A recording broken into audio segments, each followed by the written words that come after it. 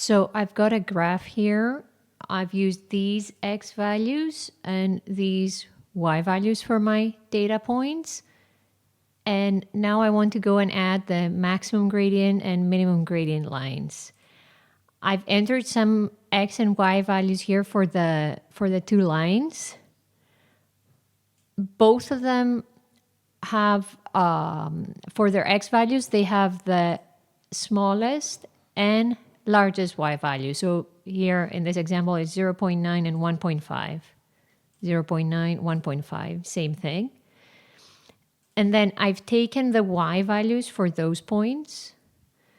For 0.9, the y value is 3.9, but now I've made it slightly smaller for the maximum gradient.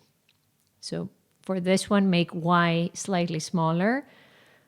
For your largest x, make y slightly larger. So instead of 6.3, I've made it 6.5. And then I've done the opposite for the minimum gradient line. Instead of 3.9 for y, I've used 4.1.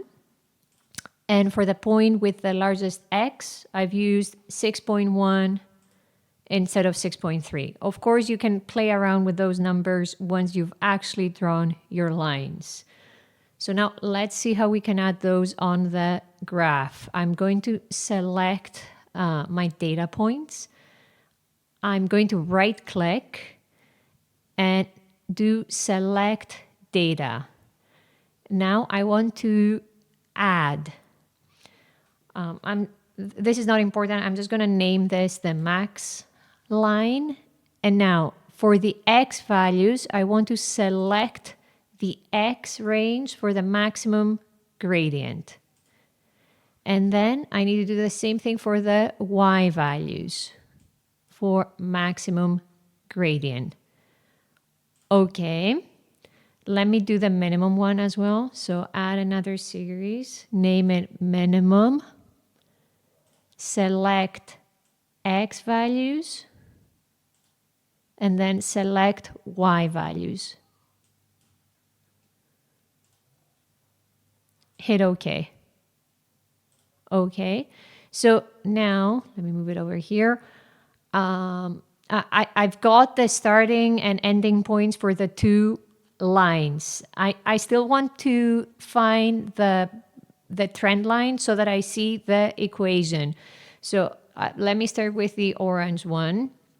I'm going to right click, and actually before I add the trend line, I want to go here, format data series, and I want to change my marker options so that there's no marker, because I don't actually want to see those two as data points in my graph.